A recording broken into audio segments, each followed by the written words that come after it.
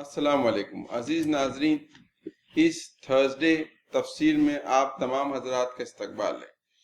اللہ کے فضل و کرم سے یہ سورہ یوسف کی 15ویں نشست ہے، جس میں ہم سورہ یوسف پر غور و فکر کر رہے ہیں اور اس کو سمجھنے کی کوشش کر رہے ہیں، اور ہم اس بات کی امید بھی کرتے ہیں کہ ہمارے ساتھ جڑے ہوئے ناظرین خود سورہ یوسف کا مطالعہ بھی کر رہے ہوگے اور ان کے ذہنوں میں کچھ سوالات بھی اٹھ رہے ہوگے۔ ہم چاہتے ہیں کہ ہمارے ناظرین ہم سے کنیکٹ رہے۔ اپنے سوالات کو آپ جو ہے ہمارے ان باکس میں لکھ سکتے ہیں اور ہم اگلی نشست میں ان کی جواب دینے کی ضرور جو ہے کوشش کریں گے۔ بنا کسی وقت کو ضائع کیے ہم فوراً قرآن کی طرف بڑھتے ہیں۔ میں مولانا سے درخواست کروں گا کہ وہ تلاوت اور ترجمانی کریں۔ اعوذ باللہ من الشیطان الرجیم، بسم اللہ الرحمن الرحیم۔ اذهبوا بقمیصی هذا فألقوه على وجه أبي يأت بصیرا وَأْتُونِي بِأَهْلِكُمْ أَجْمَعِينَ۔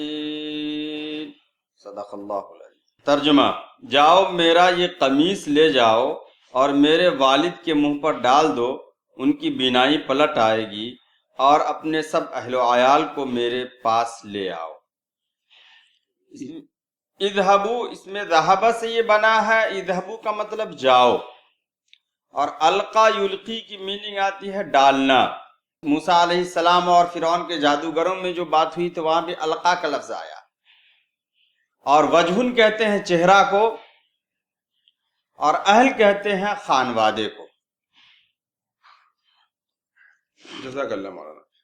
یہاں پر مولانا بھی ایک عجیب طرح کا واقعہ ہو رہا ہے کہ جہاں پر یعقوب علیہ السلام کی جو ہے بینائی چلی گئی ہے، اور اب جو ہے یوسف علیہ السلام اپنے بھائیوں سے کہتے ہیں کہ یہ میرا قمیص لے لو اور یہ قمیص لے کر جاؤ اور پھر اپنے میرے والد صاحب کے آنکھ پہ ڈال دو، چہرے پہ ڈال دو تو ان کی بینائی پلٹ آئے گی۔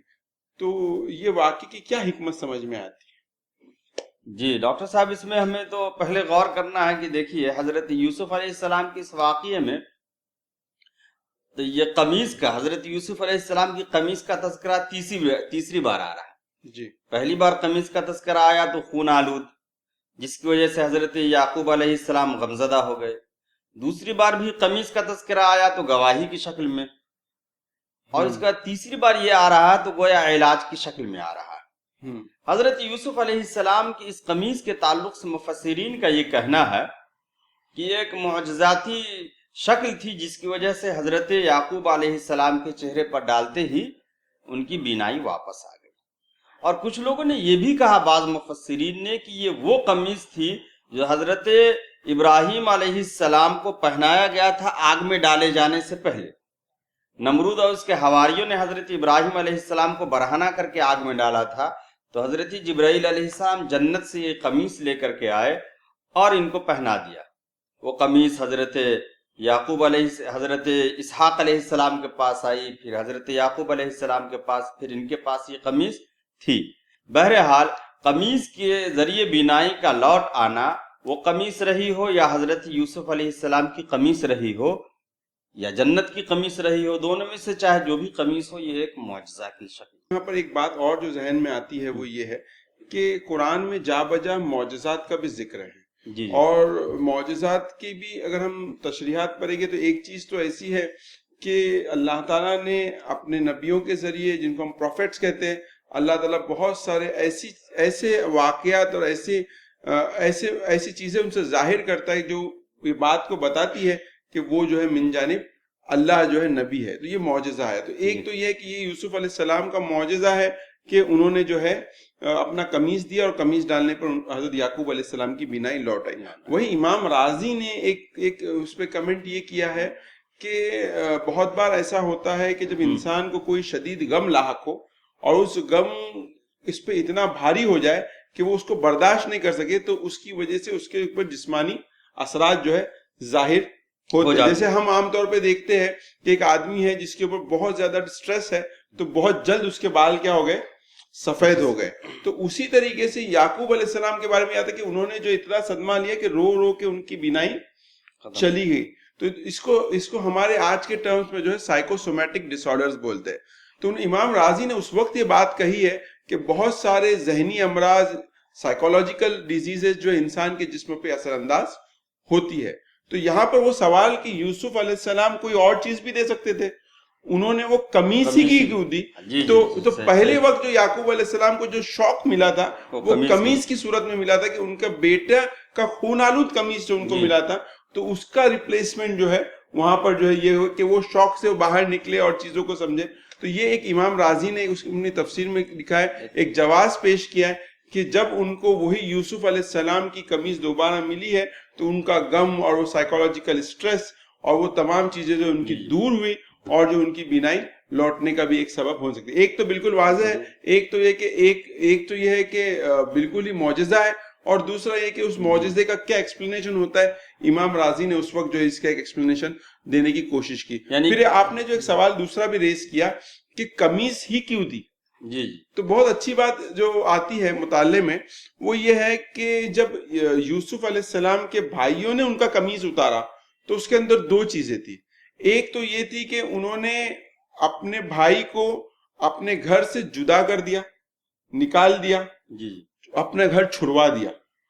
دوسری چیز یہ تھی کہ وہ اپنے بھائی کو، جو دوسرا واقعہ ہے جو عزیز مصر گھر میں ہوا، وہاں پہ قمیص جب نکلی تو یوسف علیہ السلام کو ہے ذلیل کرنے کا جو ہے سبب بن رہی تھی، اور وہ جو ہے واپس دوبارہ جیل میں جانے کی جو ان کی اس قمیص سے نوبت آئی. تو وہ جو پہلی دو قمیصیں ہیں جہاں پر چھوڑنے کی سٹوری بیان کرتی ہے، جہاں پہ ذلت کی سٹوری بیان کرتی ہے.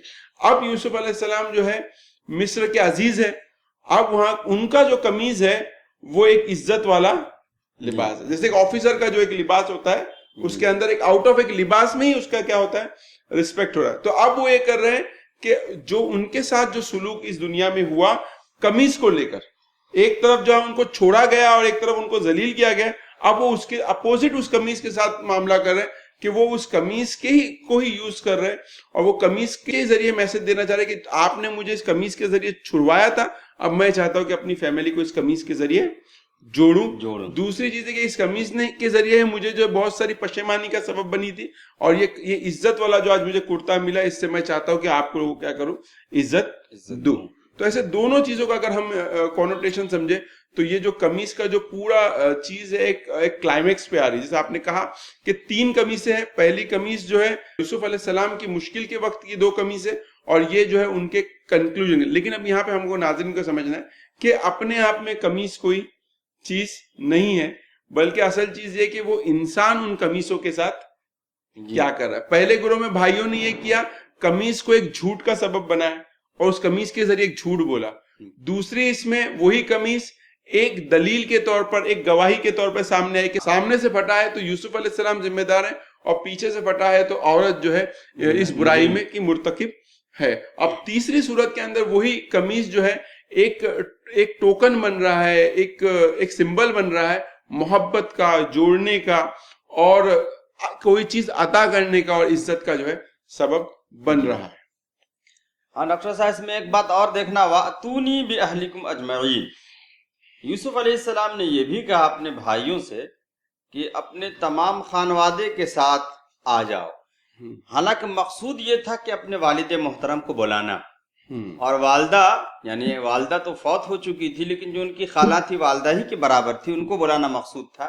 لیکن باپ بیٹے کے لیے زیب نہیں دیتا ہے کہ اپنے والد سے ملنے کے لیے اپنے والد کو خود بلائے.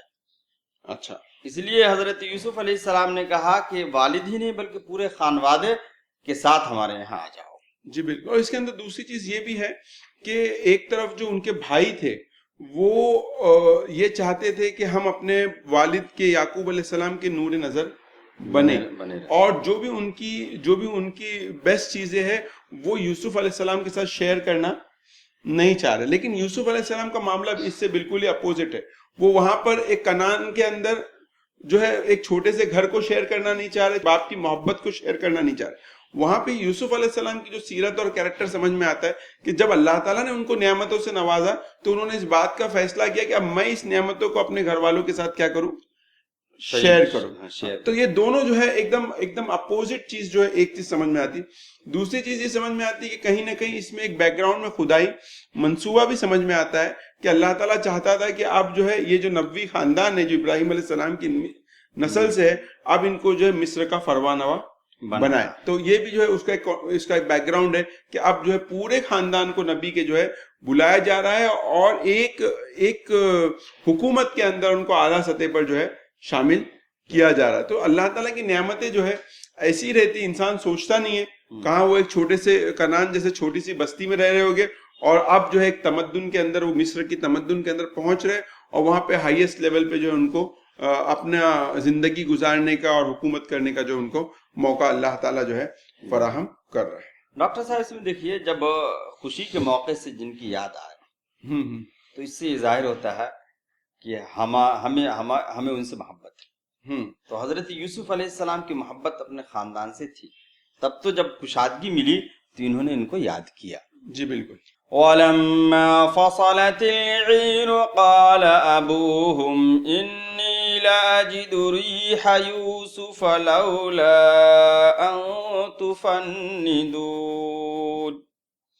جب یہ قافلہ مصر سے روانہ ہوا تو ان کے باپ نے کنعان میں کہا, میں یوسف کی خوشبو محسوس کر رہا ہوں, تم لوگ کہیں یہ نہ کہنے لگو کہ میں بڑھاپے میں سٹھیا گیا ہوں.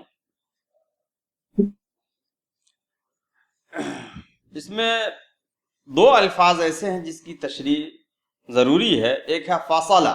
فاصلہ کی میننگ جدا ہونا اور فاصلہ کی میننگ فیصلہ کرنا بھی ہے. اس لیے انسان کی جو ہڈیاں ہوتی ہیں, جہاں پہ ہڈیاں جدا ہوتی ہیں اس کو مفاصل بولا جاتا ہے. تو یہاں پر فاصلہ تلعیر یعنی قافلہ جب مصر سے چلا. اور دوسرا لفظ فند یفند تفنید یعنی فندہ کا مطلب ہوتا ہے کسی کی رائے کو غیر معتبر قرار دینا. یہ دو الفاظ تھے ایسے. اب آگے ڈاکٹر صاحب اس میں یہ ہے کہ حضرت یوسف علیہ السلام کی قمیص کو لے کر کے جب وہ قافلے والے حضرت یعقوب علیہ السلام سے ملنے کے لیے کنعان چلنے لگے تو اس وقت ابھی وہ لوگ تقریباً 8 دن کے فاصلے پر تھے قافلے والے. مفسرین کی روایات کے حساب سے بہت ساری روایات ہیں جس میں سے ایک یہ بھی ہے کہ تقریباً 8 دن کا فاصلہ باقی تھا, تبھی حضرت یعقوب علیہ السلام کو یوسف علیہ السلام کی خوشبو کا احساس ہونے لگا. تو یہاں پر ایک سوال یہ ہوتا ہے کہ جب حضرت یعقوب علیہ السلام حضرت یوسف علیہ السلام جب کنعان میں تھے, کنویں میں تھے, تو یعقوب علیہ السلام کو کچھ خبر نہیں ہوئی اور دور سے حضرت یوسف علیہ السلام کی قمیص کی خوشبو ملنے لگی. جی بالکل. اس میں دونوں چیزیں ہیں.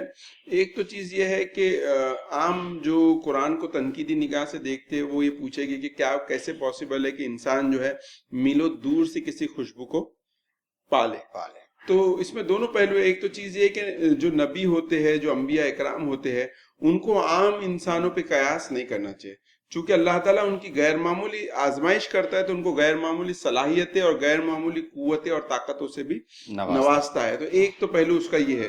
دوسرا پہلو یہ جو آپ نے جو سوال ریز کیا کہ کیا معاملہ ہے کہ جب وہ قریب ہی کے کنویں میں تھے تو ان کی خوشبو نہیں آئی, لیکن جب وہ وہاں سے روانہ ہوئے تو ان کے جو قمیص کی خوشبو کو جو ہے یعقوب علیہ السلام نے پا لیا. تو اس کے بارے میں مفسرین نے یہ لکھا کہ یہ تو اللہ تعالیٰ کی مشیت تھی کہ اللہ تعالیٰ نے اس وقت جب یوسف علیہ السلام دور ہونے والے تھے تب جو ہے وہ خوشبو نہیں آئی, لیکن جب وہ قریب آنے والے تھے اور ان کا ملنے کا وقت آیا تو یہ جو ہے خوشبو کو جو اللہ تعالیٰ نے اس کا ادراک جو ہے یعقوب علیہ السلام کو کروا دیا. تو یہاں پر وہی چیز ہے کہ اگر کوئی شخص جو ہے ڈاؤٹ کرنا چاہے, شک کرنا چاہے, تو اس کے لیے بہت ساری چیزوں کی ریزن ہے. آج کے زمانے میں لیجئے, کچھ سال پہلے تک ہم اس بات کو ماننے کو تیار نہیں تھے کہ یہ پاسبل ہے کہ کئی دور کا ویڈیو ہم جو ہے یہاں پہ دیکھ پائیں گے اور ویڈیو کالنگ کر پائیں گے. ویڈیو جو ہے ہماری بصری یا آنکھوں کا دیکھنے کا ویژول ہے جو دور سے ہم کو مل رہا ہے. تو کل فیوچر میں یہ بھی پاسبل ہوگا کہ انسانوں کے لیے جو ہے خوشبوئیں بھی, جیسے آواز ٹرانسفر ہو رہی ہے, فوٹو ٹرانسفر ہو رہا ہے, فیوچر میں انسان یہ کوشش کریں گا کہ خوشبو بھی جو ہے دور سے یہاں پہ محسوس کی جا سکے. تو جو چیز انسان کے لیے ممکن ہے تو وہ کیا ہی ناممکن ہے اللہ تعالیٰ کے لیے. خلاصہ کلام یہ ہے کہ انبیاء کرام کو اللہ رب العزت نے غیر معمولی قوتوں سے نوازا. دوسرا یہ ہے کہ نزدیک میں ہوتے ہوئے یوسف علیہ السلام کا احساس نہ ہونا یعقوب علیہ السلام کو، یہ اس بات کا اشارہ ہے کہ علم غیب صرف اللہ کے پاس ہے۔ تیسری بات جو اس میں سمجھ میں آتی ہے وہ یہ ہے کہ گویا معجزاتی طور پہ اللہ رب العزت نے یہ سب کیا۔ اور ایک بات اور اس میں یہ سمجھ میں آتی ہے کہ گویا کہ یوسف علیہ السلام کی خوشبو کا حضرت یعقوب علیہ السلام کو ملنا یہ یعقوب علیہ السلام کے اختیار میں نہیں تھی۔ جی بالکل۔ اسی لیے انبیاء کرام، اگر کوئی انبیاء کرام سے جب کسی معجزے کا صدور ہوتا تو یہ خدا کی اذن سے ہوتا۔ جی بالکل۔ اس لیے کئی بار ایسا ہوا کہ نبی اکرم صلی اللہ علیہ وسلم کی زندگی میں کفار نے کسی معجزے کا مطالبہ کیا اور وہ پیش نہیں کر سکے، تو یہ معجزے کا صدور انبیاء کے اختیار میں نہیں ہے، یہ بھی ایک پوائنٹ اس میں سمجھ میں بات۔ اور ایک پھر مولانا سوال یہ ہوتا ہے کہ یعقوب علیہ السلام نے یہ کیوں کہا کہ تم یہ نہ کہنے لگو کہ بوڑھاپے میں سٹیا گیا یا بہک گیا؟ یہ حالانکہ اگر ہم ورڈ پہ سوچیں گے تو ایک طرح کا ہے جو ہے بے ادبی کے کلمات ہے جو ہے، تو یہ کیا معاملہ ہے؟ اس سے یہ اندازہ ہوتا ہے کہ یوسف علیہ السلام کے علاوہ اور بنیامین کے علاوہ جو لوگ بھی یعقوب علیہ السلام کے گھر میں تھے وہ یعقوب علیہ السلام کی بہرحال ان کی باتوں اور ان کی احکامات کے تعلق سے اتنے سیریس نہیں تھے۔ جی۔ اور ایک بات یہ بھی ہے کہ جب عمر کے آخر حد کو انسان چلا جاتا ہے تو عام طور سے دوسروں لوگوں کو احساس ہونے لگتا ہے کہ یہ انسان بہکی بہکی باتیں کرے گا، حالانکہ انبیاء کرام کے تعلق سے یہ نہیں سوچنا چاہیے۔ جی بالکل، بہت اچھی بات آئی کہ ان کا ایک پورا جو فیملی کا اسٹیٹس ہے وہ بھی سمجھ میں آ رہا ہے کہ یعقوب علیہ السلام نبی تھے، اور چونکہ اب تو بیٹے تو مصر میں تھے، اب جو لوگ وہاں پہ موجود تھے وہ ان کے پوتے پوتیاں تھے، تو ہونا یہ جاتا ہے پوتے پوتیوں تو بہت زیادہ ان کو رسپیکٹ دینی چاہیے تھی، لیکن یعقوب علیہ السلام کی بھی ایکسپیکٹیشن ان سے کوئی بہتر معلوم نہیں ہوتی۔ تو مطلب ہے کہ اوور آل جو رویہ تھا وہ جو ہے وہ بے ادبی کے جیسا سامنے آ رہا ہے، لیکن یہی چیز ہم کو سمجھنی چاہیے کہ اس کے باوجود بھی جو ہے یعقوب علیہ السلام ایک گھر ہے، ایک مسلم گھر ہے، بلکہ ایک نبی کا گھر ہے، لیکن اس کے اندر بھی کتنے سارے کانفلکٹس ہے، اس کے اندر بھی کتنے سارے پرابلمز ہے جو یہاں پر جو ہے ہم کو سمجھ میں آ رہا ہے۔ تو ہم کو یہ سمجھنا چاہیے کہ ضرور نہیں کہ کوئی شخص مسلمان ہو جائے، دین پہ چلنے لگے تو اس کے گھر کے سارے پرابلمز کیا ہو جائیں گے، سالو ہو جائیں گے۔ اس کے گھر میں، نبی کے گھر میں بھی پرابلمز چل رہے ہیں، نبی سے بھی جو ہے غلط طریقے سے بات کی جا رہی ہے، تو بہرحال یعقوب علیہ السلام کا رویہ وہاں پر کیا ہے، صبر کرنے والا ہے۔ تو گھر میں انسان کو چاہے انسان روحانی طور پہ کتنا گرو کرے، بہت سارے موقع پہ جو ہے اس کو گھر میں صبر کی جو ہے اس کو بے انتہا ضرورت ہوتی ہے۔ اچھی بات آ گئی ہے ہمارے سمجھے کہ سماج اور معاشرے کے حساب سے اور خاندان کے حساب سے، یہ یعقوب علیہ السلام کا خانوادہ ہے، نبی کا خانوادہ، پھر بھی ان کو یہ امید تھی کہ لوگ ایسا کہیں گے۔ بہرحال ویسا تو لوگوں نے نہیں کہا، لیکن اس سے ملتی جلتی بات انہوں نے کہا۔ قالوا تاللہ انک لفی ضلالک القدیم، گھر کے لوگ بولے خدا کی قسم آپ ابھی تک اپنی اسی پرانے خبط میں پڑے ہوئے ہیں۔ وہی معاملہ ہوا جب یعقوب علیہ السلام نے جو بات کہی تو اس کا نتیجہ وہی ہوا کہ ان کے بچوں نے جو ہے پوتے پوتیوں نے اسی طرح کمنٹ کیا کہ ابھی تک آپ جو یوسف علیہ السلام کے غم سے اور ان کے صدمے سے باہر نہیں نکل پا رہے، اور اب تو یہ معاملہ ہوا کہ آپ تو بالکل ہی عجیب بات جو ہے کرنے لگے ہیں۔ اس سے یہ اندازہ ہوتا ہے، دیکھیے ڈاکٹر صاحب، جو چیز ہاتھ سے چلی گئی وہ دھیرے دھیرے اس کا غم ہلکا ہو جاتا ہے اور انسان بھول جاتے ہیں، جیسا کہ تمام لوگ جو حضرت یعقوب علیہ السلام کو کہہ رہے ہیں یہ یوسف علیہ السلام کے غم کو بھلا چکے، تب تو ایسی بات کہہ رہے ہیں۔ لیکن حضرت یعقوب علیہ السلام کو یہ اندازہ تھا کہ یوسف علیہ السلام ختم نہیں ہوئے، اس لیے کہ جو چیز ہاتھ سے چلی جاتی ہے اس سے صبر ہوتا ہے، اور جو چیز نہیں جاتی ہے، جس کی تلاش باقی رہتی ہے، تو انسان اس کے تعلق سے سوچتا رہتا ہے۔ تو یہاں جو ترجمہ کیا گیا خبط سے ایک بات یاد آئی، اکبر الہ آبادی نے کہا تھا کہ ہم ایسی کل کتابیں قابل ضبطی سمجھتے ہیں کہ جن کو پڑھ کے بچے باپ کو خبطی سمجھتے ہیں، اور یہ لوگ تو بغیر پڑھے ہوئے خبطی سمجھ رہے تھے۔ فَلَمَّا أَن جَاءَ الْبَشِيرُ أَلْقَاهُ عَلَى وَجْهِهِ على وجهه فارتد بصيرا قال ألم أقل لكم إني أعلم من الله ما لا تعلمون۔ پھر جب خوشخبری لانے والا آیا تو اس نے یوسف علیہ السلام کا قمیص یعقوب کے منہ پر ڈال دیا اور یکایک اس کی بینائی عود کر آئی۔ تب اس نے کہا میں تم سے کہتا نہ تھا میں اللہ کی طرف سے وہ کچھ جانتا ہوں جو تم نہیں جانتے۔ یہاں پہ مولانا جو خوشخبری لانے والا ہے، جی جی بشیر جو ورڈ آیا جی، تو وہ کون ہے؟ بشیر جو ورڈ آیا اس کے تعلق سے مفسرین بتاتے ہیں کہ یہ یہودا ہی ہے، اس اچھا۔ لیے کہ یہودا ہی وہ شخص تھا جو حضرت یعقوب علیہ السلام کے پاس حضرت یوسف علیہ السلام کا خون آلود کرتا لے کر کے آیا تھا، اس لیے یہودا نے یہ کہا کہ پہلی بار ہم نے اپنے والد کو کرتا دکھا کر کے غمزدہ کیا تو اب خوشی ہم ہی دیں گے اپنے والد کو اس کرتے کے ذریعے۔ اور اس میں ایک چیز اور تھوڑی سی تشریح طلب ہے کہ فرتد بصیرہ، ارتد یا ارتد ارتداد کی میننگ آتی ہے راستے پر پیچھے پلٹنے کو ارتداد کہتے ہیں، لیکن لفظ ردہ جو ہے اب وہ خاص ہو گیا ہے، مرتد ہونے کے لیے کفر کے لیے استعمال کیا جاتا ہے، اور ارتداد کا لفظ بھی بولا جائے تو عام طور سے دین سے پھرنے کے لیے بولا جاتا ہے، لیکن یہاں پر جو ارتدہ کا لفظ آیا ہے وہ حضرت یعقوب علیہ السلام کی بینائی واپس آنے کے لیے استعمال کیا گیا۔ ٹھیک ہے، اور اس میں دوسری بات جو یعقوب علیہ السلام کہہ رہے ہیں وہ یہ ہے کہ میں تم سے نہ کہتا تھا کہ میں اللہ کی طرف سے وہ کچھ جانتا ہوں جو تم نہیں جانتے، مطلب اس سے اندازہ ہوتا ہے کہیں نہ کہیں یعقوب علیہ السلام کو اس بات کی کا علم تھا کہ یوسف علیہ السلام جو اس پورے ڈیوریشن کے اندر جو ہے زندہ ہے اور وہ دوبارہ پلٹ کے آنے۔ ایک تو ریزن وہی ہے، تفصیلی علم نہیں رہا ہوگا لیکن اجمالی علم تھا، ہاں، کیونکہ انہوں نے جو یوسف علیہ السلام کا خواب بھی سنا تھا جس کی تعبیر جو ہے خود ان کے ذہن میں جو واضح تھی کہ جو ایک موقع ایسا آئے گا کہ یوسف علیہ السلام جو ایک اعلیٰ مقام پہ فائز ہو گئے، جو علم ان کو تھا، اس لیے اس بنا پر وہ کہتے تھے کہ یوسف علیہ السلام جو دوبارہ پلٹ کر آنے والے ہیں۔ ڈاکٹر صاحب ایک بات یہ بھی ہے کہ یہ نبی تھے تو نبی کا معاملہ ایسا تھا کہ ان کو پورا یقین ہوتا ہے کہ اللہ رب العزت کسی کو بھی اس کی ہمت سے زیادہ، اس کی وسعت اور طاقت سے زیادہ نہیں آزما سکتا۔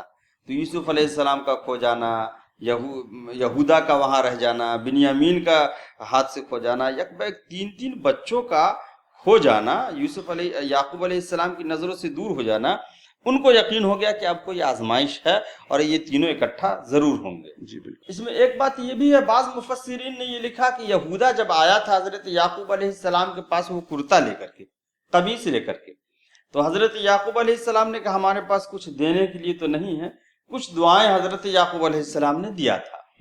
اس پہ صاحب معارف نے یہ لکھا ہے، اس سے یہ اندازہ ہوتا ہے کہ اگر کوئی شخص آپ کے پاس کوئی خوشخبری لے کر کے آئے تو اس کو عوض میں یا خوشی کے طور پہ، تحفے کے طور پہ دینا چاہیے۔ انہوں نے ایک مثال یہ بھی دیا ہے کہ نبی اکرم صلی اللہ علیہ وسلم کے دور میں جب 3 صحابہ کرام رضوان اللہ علیہم اجمعین غزوہ تبوک میں شریک نہیں ہو سکے، تو جب قبولیت کی گھڑی آئی تو جو قبولیت کی خوشخبری سنانے کے لیے حضرت کعب بن مالک کے پاس آیا تھا، تو کعب بن مالک نے خوشی میں اپنا کرتا اتار کر کے ان کو دے دیا۔ تو گویا اگر کوئی خوشخبری دینے والا خوشخبری دینے کے لیے آتا ہے تو انسان اپنی طرف سے کچھ عنایت کر سکتا ہے۔ اس کے بعد یعقوب علیہ السلام نے یہ کہا کہ میں تم سے کہتا نہ تھا کہ میں اللہ کی طرف سے وہ جانتا ہوں جو تم نہیں جانتے ہو۔ یہ بات اس سے پہلے بھی حضرت یعقوب علیہ السلام نے تقریباً آیت نمبر 86 سے یعنی 86 آیت پہ کہا تھا، اس وقت جب کہ حضرت یوسف علیہ السلام کے غم میں گھلے جا رہے تھے اور ان کے بیٹوں نے کہا تھا کہ اب تو لگتے ہیں آپ ہلاک ہو جائیں گے، تو یعقوب علیہ السلام نے کہا تھا کہ اپنے غم کی شکایت میں خدا ہی سے کرتا ہوں اور جو کچھ میں جانتا ہوں تم نہیں جانتے۔ قالوا یا ابانا استغفر لنا ذنوبنا انا كنا خاطئین۔ سب بول اٹھے ابا جان آپ ہمارے گناہوں کی بخشش کے لیے دعا کریں، واقعی ہم خطا کار تھے۔ اس میں استغفرہ کا لفظ آیا، استغفر بنا ہے غفرہ سے، غفارہ کا مطلب آتا ہے کسی کو ایسی ٹوپی پہنانا سر پہ، سر کو ڈھکنا ایسی چیز سے جو تکلیف دہ چیزوں سے سر کو بچائے رکھے، اس لیے مغفر کہتے ہیں ہیلمٹ کو. اور استغفرہ کہتے ہیں اپنی عملی اور یعنی زبانی اور عملی دونوں طریقے سے معافی مانگنے کو استغفرہ کہتے ہیں. اور ذنوب گناہ کو کہتے ہیں. اور خطا کہتے ہیں خطا کرنے کو، اور خاطی کہتے ہیں خطا کرنے والے کو. یہاں پہ خاطی کا لفظ آیا ہے جو خاطئین جمع ہو کی شکل میں استعمال ہوا ہے. اب یہاں پر ناظرین دیکھیے کہ وہ بھائیوں کا جو پورا واقعہ شروع ہوا اس بات سے شروع ہوا کہ یوسف علیہ السلام جو یعقوب علیہ السلام کے نور نظر تھے جی. اور وہاں پر ان کو حسد ہوا تھا، اور ان کو یہ بات سمجھ میں نہیں آ رہی تھی کہ بھائی کیا معاملہ ہے کہ یہ جو اسپیشل ٹریٹمنٹ یوسف علیہ السلام کو دیا جا رہا ہے اور ہمیں نظر انداز کیا جاتا. تو یہ جو حسد پیدا ہوا تھا کہ کیا معاملہ ہے. اب یہ پوری پکچر یہاں پہ آ کے جو کلائمیکس ہو رہی ہے کہ اب ان بھائیوں کو احساس ہو رہا ہے کہ ہماری غلطی کیا تھی، اور وہ یہ سمجھ رہے تھے پورے اس کے اندر کہ ہمارے والد صاحب غلط ہے، ہم تو ایک کبھی جتھا ہے، ہمارا سپورٹ کرنا چاہیے، اور یوسف علیہ السلام کا سپورٹ کیوں کر رہے. تو یہاں پر بلکہ اس وقت انہوں نے کہا بھی تھا اپنے والد سے کہ ہم مضبوط جتھا ہیں، ہمارے والد جو ہے وہ غلطی پر ہے. اب اپنی غلطی کا ان کو جو ہے احساس ہو رہا ہے. یہاں پر ان کو اپنی اس غلطی کا احساس ہو رہا ہے کہ جو ڈفرینشیل ٹریٹمنٹ تھا اس کے پیچھے کوئی ریزن تھا. اور صرف یہ نہیں کہ یعقوب علیہ السلام کا معاملہ، بلکہ اللہ تعالیٰ نے بھی جو یوسف علیہ السلام کو چنا تھا وہ کن بنیادوں پر اور کن صلاحیتوں پر جو ہے یعقوب علیہ السلام کو چنا تھا. آپ دیکھیے بھائی جو بھی عرصہ گزرا 20 سال کا، اس میں بھائی وہی کنعان میں جو ہے شہر میں رہتے ہیں، اور اب وہ اناج مانگنے کے لیے یوسف علیہ السلام کیا رہے کنعان دیہات میں رہتے. اور یوسف علیہ السلام کا معاملہ یہ کہ وہ اس دیہات سے نکل کر آج انہوں نے ترقی کرتے کرتے مصر کی حکومت میں ایک امپورٹنٹ پوسٹ پہ جو ہے وہ پہنچ چکے. تو یہ جو ان کو اپنا جو ڈفرنس تھا وہ سمجھ میں آ گیا. دوسری چیز یہ سمجھ میں آتی ہے کہ جہاں پر وہ جو ان کے بھائی تھے ان کا بھی ایک پروسیس، اللہ تعالیٰ رب العالمین، ہم کہتے ہیں اللہ تعالیٰ مربی ہے، تو اللہ تعالیٰ ان کو بھی جو ہے احساس دلا رہا ہے کہ اللہ تعالیٰ دنیا کے اندر کیسے کیسے تدبیریں کر رہا ہے، اور اللہ کے فیصلے ہمیشہ صحیح ہوتے. انہوں نے جو اللہ کے فیصلے کو ماننے سے کیا کر دیا، انکار. اگر اللہ کسی کو زیادہ دے رہا ہے تو اس کے پیچھے کوئی ریزن ہے، اور اللہ کسی کو کم دے رہا ہے تو اس کے پیچھے کوئی. اب ان کو یہ بھی احساس ہو رہا ہے کہ اللہ کے فیصلے کیا ہے، صحیح ہے، اور اللہ بطور رب ان کو اس مقام پہ پہنچا رہا ہے جہاں پہ وہ دوبارہ پلٹ کر اپنے والد جو ایک نبی بھی ان کی طرف لوٹ رہے کہ اب آپ کو ہم مان لیتے کہ آپ جو ہے سچے نبی ہے، اور آپ ہمارے لیے کیا کیجئے، استغفار کیجئے، اور غلطی پوری کی پوری ہماری. اس میں اور کوئی نقطہ؟ ڈاکٹر صاحب اس میں ایک بات یہ سمجھنے کی ہے کہ بیٹوں نے اپنے والد سے کہا کہ ہمارے لیے استغفار کیجیے، حالانکہ ہونا تو یہ چاہیے تھا کہ پہلے والد سے معافی مانگے، اس لیے کہ والد کو بہت ستایا تھا انہوں نے. تو مفسرین نے یہ لکھا ہے کہ آیت کا یہ انداز کہ اپنے والد سے بیٹوں کا کہنا کہ ہمارے لیے مغفرت طلب کیجیے، کوئی شخص کسی سے اللہ سے دعا کرنے کے لیے اسی وقت کہہ سکتا ہے جبکہ اس نے خود معاف کر دیا. یعنی والد محترم نے بیٹوں کو معاف کر دیا ہوگا، یعنی اس جملے سے پتہ چلتا ہے تبھی ان لوگوں نے اتنی جسارت کی ہوگی، ہمت کی ہوگی والد صاحب سے کہنے کے لیے کہ ہمارے لیے دعا کی. ایک بات اور اس میں سمجھ میں آتی ہے، وہ یہ ہے کہ اپنے جو بڑے ہوتے ہیں، صالحین ہوتے ہیں، نیک لوگ ہوتے ہیں، ان سے دعا کی درخواست کی جا سکتی ہے. جی بالکل. اور بہت سارے لوگ یہ خیال کرتے ہیں کہ اگر اللہ ایک ہے اور اللہ تمام باتیں سنتا ہے تو ہمیں دعا مانگیں گے تو کافی ہے، کسی اور سے دعا منگوانے کی کیا ضرورت ہے. تو یہاں پہ بات بالکل واضح ہو جاتی ہے کہ ہر انسان اور سے اللہ قریب ہے، لیکن اللہ کی ڈگری آف قریبنس اور اللہ کی معیت کی جو سطح ہے وہ ہر انسان کے تعلق سے الگ الگ ہے. جی معیت والی بات آپ نے اچھی، ہاں، کہ بھئی اللہ کتنے قریب ہے. یہ بات بالکل صحیح ہے کہ اللہ ہر جگہ موجود ہے اور اللہ ہر انسان کی سنتا ہے، لیکن اللہ کن کے ساتھ ہے اور کس ڈگری میں اور کس درجے میں ساتھ ہے، اس میں جو انسان کے بہت سارے درجات ہیں. بہت ساری دعائیں ایسی رہتی ہے جو ایک گناہگار بندہ کرے تو شاید قبول نہ ہو، وہی ایک نیکوکار کرے تو اللہ اس کی بات کو جو ہے مان لے. بہت سارے حدیث میں بھی آتا ہے کہ ایسے لوگ جن کے بال جو ہے دین کی راہ میں سفید ہوئے، اللہ تعالیٰ ان کی دعاؤں کو جو ہے لوٹانے میں اللہ کو شرم آتی ہے. تو یہ جو تمام چیزیں جو ہے اس بات کا ہم کو اشارہ کرتی کہ ہم کو بھی خود کے لیے بھی دعا کرنی چاہیے وہی نیکوکاروں سے بھی یہ ہم درخواست کر سکتے ہیں کہ اللہ تعالیٰ ہماری ہدایت کے لیے، اللہ تعالیٰ ہمارے تزکیے کے لیے، ہمارے امپرومنٹ کے لیے جو ہے آپ ہمارے لیے اللہ سے کیا کریں؟ دعا کریں. اور اللہ قرآن کی دوسری آیتوں سے تو یہ واضح ہے نا کہ اس طرح کے درجات ہوتے ہیں، جیسے کہ وہ اللہ رب العزت نے خود کہا کہ وہ مسلمان جنہوں نے ہجرت سے پہلے جو ایمان لائے، ہجرت کیے، قتال کیا، جہاد کیا، وہ اور بعد کے مسلمان برابر نہیں ہو سکتے. تو گویا کہ انسان کی روحانیت میں فرق ہوتا ہے، اسی لیے ہم اپنے بڑوں سے اور اپنے صالحین سے کہہ سکتے ہیں دعا کے لیے، اور لوگ کہتے بھی ہیں. قال سوف استغفر لكم ربي انه هو الغفور الرحیم.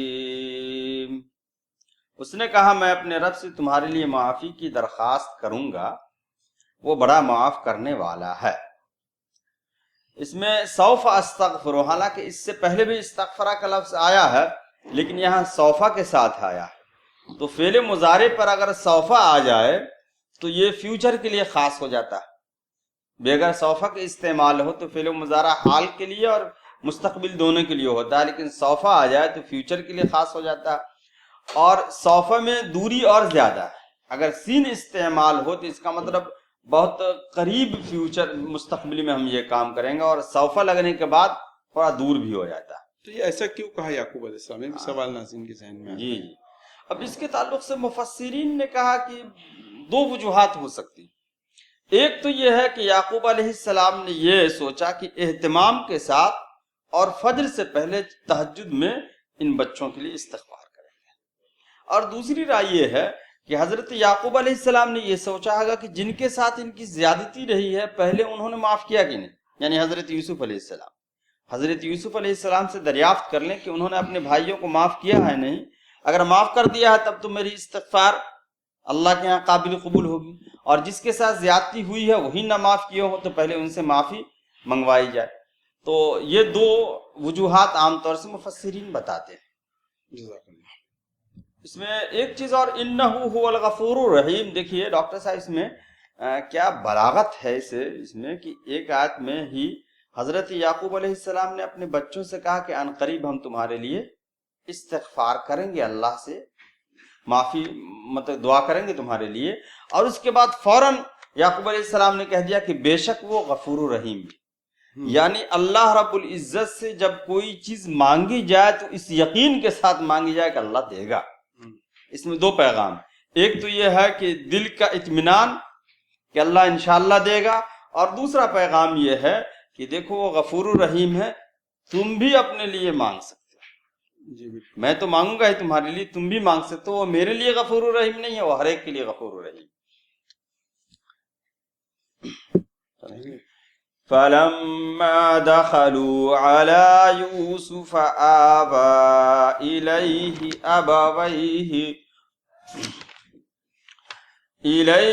أَبَوَيْهِ وَقَالَ ادْخُلُوا مِصْرَ إِن شَاءَ اللَّهُ آمِنِينَ. پھر جب یہ لوگ یوسف کے پاس پہنچے تو اس نے اپنے والدین کو اپنے ساتھ بٹھا لیا اور اپنے سب کنبے والوں سے کہا چلو اب شہر میں چلو، اللہ نے چاہا تو امن چین سے رہو. اس میں ایک لفظ ایسا ہے جو قابل تشریح ہے، باقی سب الفاظ آ چکے ہیں. آوا یووی ایوان کی میننگ پناہ دینا اور پناہ لینا دونوں. یہاں پر ہے اپنے ساتھ ملا لینا. پناہ لینا جیسے کہ حضرت نوح علیہ السلام کے بیٹے نے کہا تھا سآوی الی جبل یعصمنی من الماء، کہ ہم پہاڑ میں پناہ لے لیں گے. اور وہ جو کہف میں ان کا جو بیان ہے اس میں بھی ہے کہ وہ لوگ غار میں پناہ لیے، وہاں بھی یہی لفظ استعمال ہوا.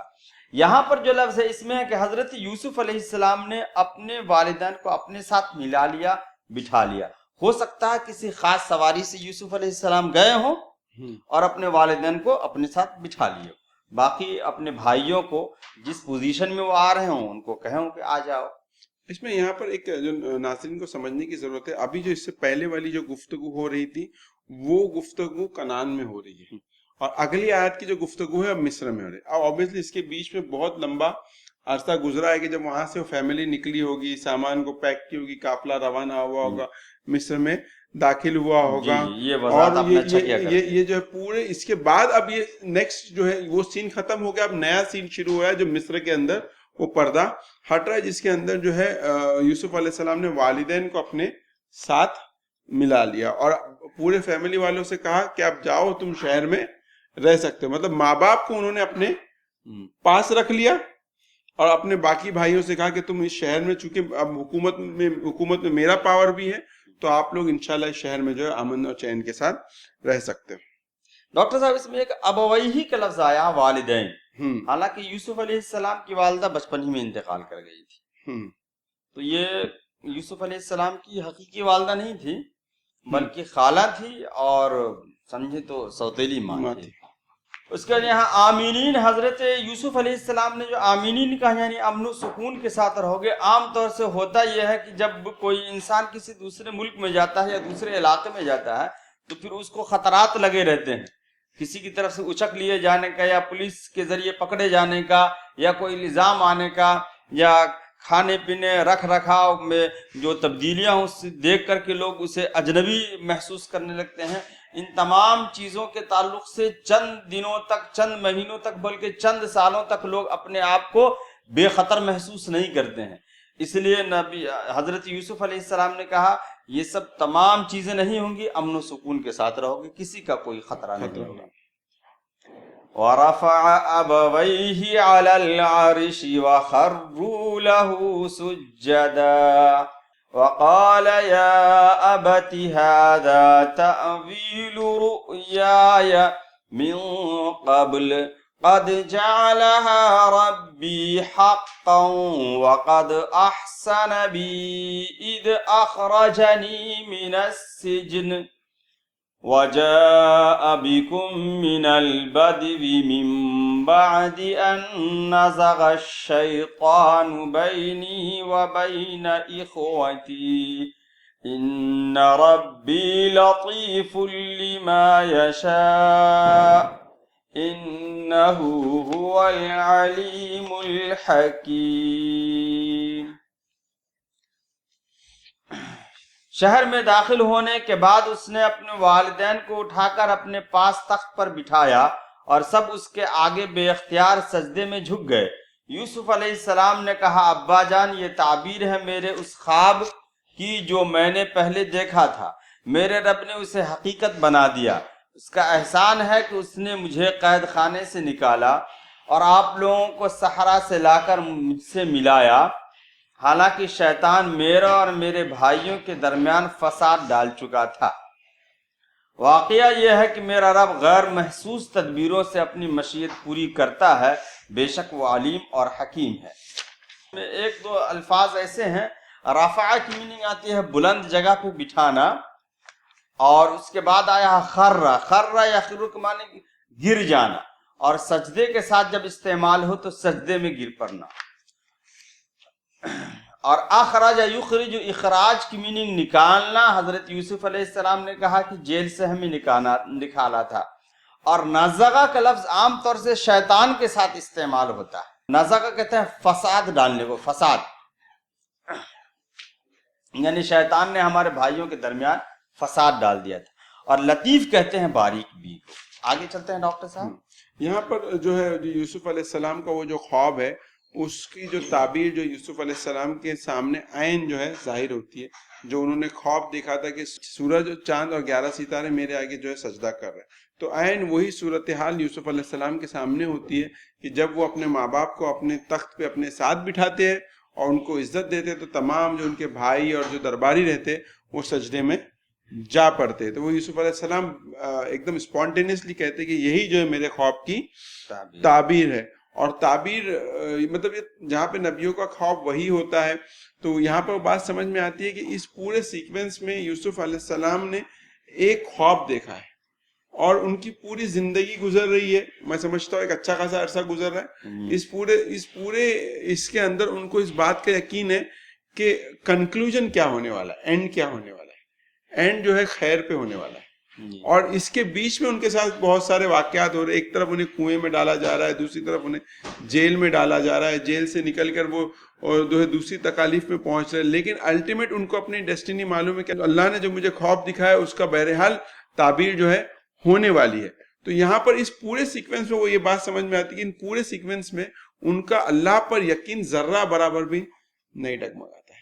وہ اللہ تعالیٰ کے تعلق سے کبھی بدظن نہیں ہوتے, ان کو معلوم ہے کہ میرا انجام بہرحال خیر پر ہونے والا ہے. اب یہ ہے کہ اس کے بیچ میں جو اپ اینڈ ڈاؤنز آ رہے ہیں اور جو کچھ بھی ہو رہا ہے اس کے بیک گراؤنڈ میں اللہ تعالیٰ کی تدبیریں بھی, جو انہوں نے کہا کہ ان ربی اللہ جو چاہتا ہے کرتا ہے. فرنٹ میں ہم کو کچھ بھی دکھے گا لیکن بیک گراؤنڈ میں اللہ تعالیٰ کی تدبیریں چلتے رہتی ہے. وہ اگر کنویں میں نہیں ڈالے ہوتے تو آج عزیز مصر نہیں بنے ہوتے. تو یہ جو چیز ہے, اگر وہ اس جیل میں نہیں پہنچے ہوتے تو بادشاہ کے درباریوں سے نہیں ملے ہوتے. تو اس طرح کے جو اللہ تعالیٰ کی جو تدبیریں ہیں اس کو ہم سمجھ نہیں سکتے, لیکن ہوتا یہ ہے کہ الٹیمیٹلی دنیا کے اندر جو اللہ کی مشیت ہے وہی جو ہے نافذ ہو کے رہتی ہے. بہت سارے انسان بہت ساری تدبیریں کریں گے, بہت ساری کوشش کریں, لیکن ہم کو یہ معلوم رہنا چاہیے کہ الٹیمیٹ جو اینڈ ریزلٹ ہوگا کہ وہ اللہ تعالیٰ کی مشیت کیا ہوگی, غالب ہوگی. اور اللہ تعالیٰ جو چاہتا ہے وہ خیر کے علاوہ کچھ نہیں ہے. اصل میں سوچنے کا انداز وہ ہونا چاہیے کہ اللہ جو کرے گا وہ بہتر ہی کرے گا. یعنی یوسف علیہ السلام نے یوسف علیہ السلام کو جو ان کے بھائیوں نے سجدہ کیا, اس سجدے کے تعلق سے بہت تفصیلات ہے. زیادہ تر مفسرین نے یہ لکھا کہ سجدہ تعظیمی ہے, لیکن کچھ لوگوں نے یہ بھی لکھا کہ سجدہ سے مراد وہ سجدہ نہیں جو ہم ادا کرتے ہیں, یعنی اپنے ماتھے اور سر کو زمین پر ٹیکنا, بلکہ ایک طریقے سے جھک کر کے ادب بجا لانے کو سجدہ کے نام سے یاد کیا گیا. جیسے کہ پہلی کتابوں میں حضرت عیسیٰ علیہ السلام کو اکثر جگہ بیٹا بیٹا کے لفظ سے یاد کیا گیا ہے, اور اللہ کے لیے باپ کا لفظ آیا ہے. تو باپ اور بیٹے کا تعلق جو ابھی اس دور میں سمجھ میں آ رہا ہے, اس دور میں وہ بائبل میں یا دوسری کتابوں میں ہے, اس سے مراد وہ نہیں ہے. اسی طریقے سے سجدے کا جو تصور ہمارے پاس ہے, یعنی اپنے ماتھے کو زمین پہ ٹیک دینا, وہ تصور نہیں تھا بلکہ جھک جانا مراد تھا, اور بعض لوگوں نے سجدہ تعظیمی لیا ہے. اس کے بعد اس میں ایک چیز غور کرنے کی ہے, وہ یہ ہے کہ ایک تو یہ ہے کہ حضرت یوسف علیہ السلام نے اپنے والد محترم سے کہا کہ جو خواب میں نے بچپن میں دیکھا تھا وہ صحیح نکلا. اس کے بعد ہمیں یہ غور کرنے کی بات یہ ہے کہ حضرت یوسف علیہ السلام کا کنویں میں ڈالا جانا, اپنے خاندان سے جدا ہونا, پھر جیل میں ڈالا جانا, یہ تین ترتیب, مصیبتوں کی تین ترتیب. پہلے وہ کنویں میں ڈالے گئے, پھر جیل میں ڈالے گئے, پھر کنویں میں ڈالے گئے جس کی وجہ سے اپنے خاندان سے جدائی کا غم انہوں نے سہا, اس کے بعد جیل میں ڈالے گئے. تو آپ نے جو بتایا اس کی خلاصے کے طور پہ یہ کہ سوچنے کا انداز ایک تو یہ ہے, اور ایک یہ ہے جو حضرت یوسف علیہ السلام نے تمام کہانیوں کو کٹ کر کے جتنی مصیبتیں پہنچی ہیں, مصیبت میں سے کسی کا ذکر نہیں کیا, بلکہ ڈائریکٹ کہا وَقَدْ أَحْسَنَ بِي, اللہ نے ہمارے ساتھ احسان کیا. اِذْ أَخْرَجَنِي مِنَ السِّجْنِ, کہ قید خانے سے نکالا. ترتیب کو پلٹ دیا. حالانکہ پہلے کنویں میں ڈالے گئے تو کنویں میں ڈالے جانے کا بھی ذکر نہیں ہے اور نہ نکالے جانے کا ذکر ہے, اور قید خانے میں جانے کا بھی ذکر نہیں.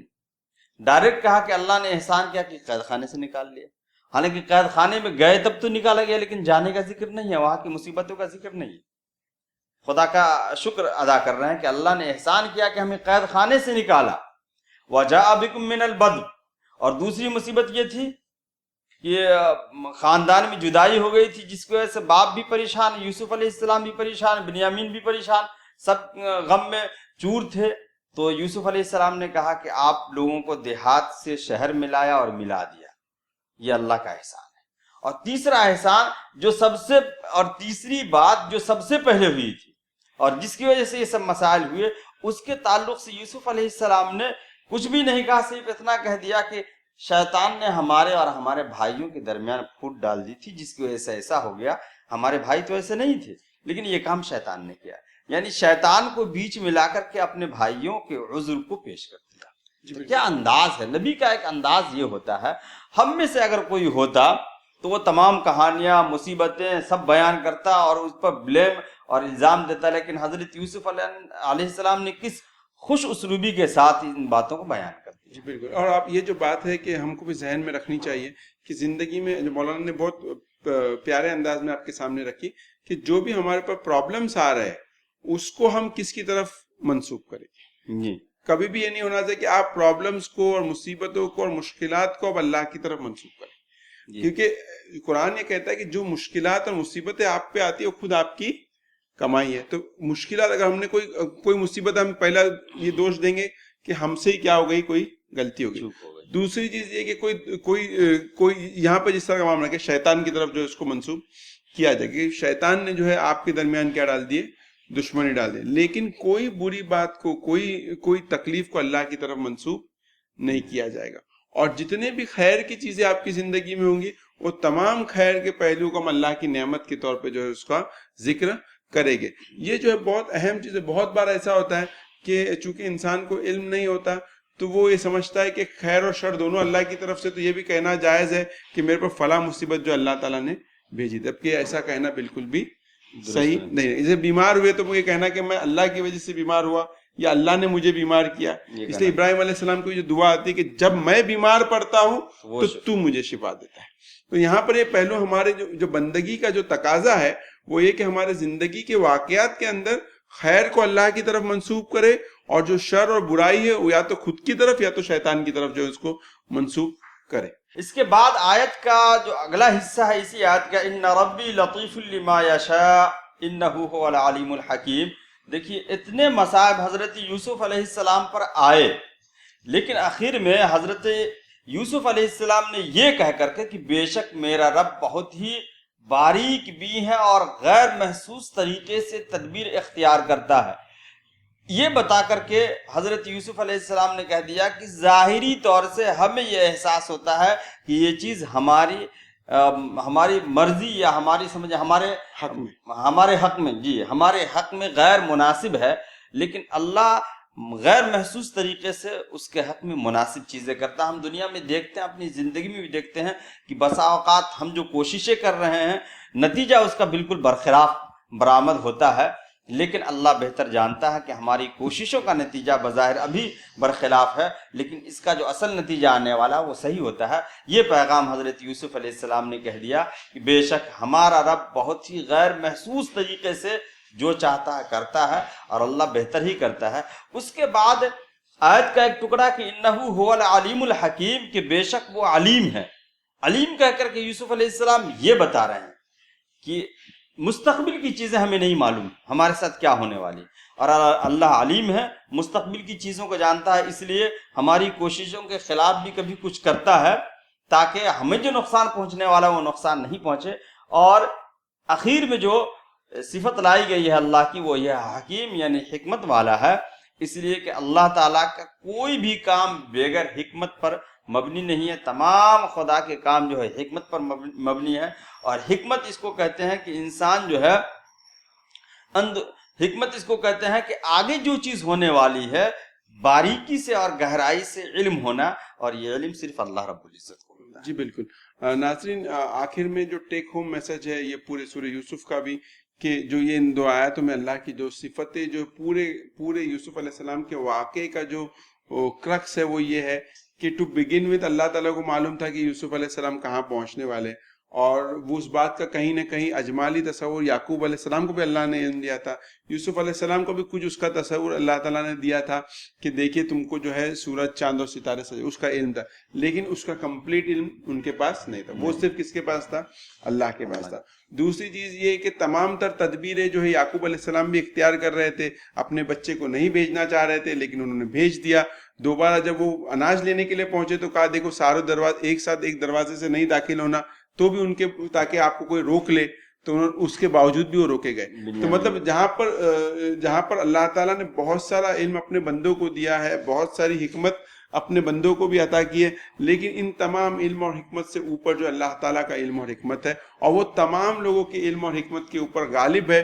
اور اصل چیز یہی کہ انسان تمام تر چیزوں کو جاننے کے باوجود، تمام تدابیر کو اختیار کرنے کے باوجود، اس کا بھروسہ اور توکل اس علیم اور حکیم پر ہونا چاہیے۔ بندہ مومن وہی ہے جو اس بات کا یقین رکھے کہ میرے ساتھ زندگی میں جو کچھ ہو رہا ہے اس کا تمام تر علم اللہ تعالیٰ کے پاس ہے، اور جو کچھ بھی چیزیں زندگی میں ہم کو کبھی کبھی لگتا ہے الل ٹپ ہے، اس کا کیا میننگ ہے، ایسا کیوں ہو رہا ہے، یہ صحیح ہو رہا ہے، غلط ہو رہا ہے، لیکن اس بات کا اطمینان رکھیے کہ یہ تمام تر چیزیں اس رب حکیم کی طرف سے ہو رہی، جس کی حکمت نے ہر چیز کو دنیا کے جو ہے اپنے انسرکل کر رکھا ہے اور اس کو اپنے قابو میں کر رکھتا ہے۔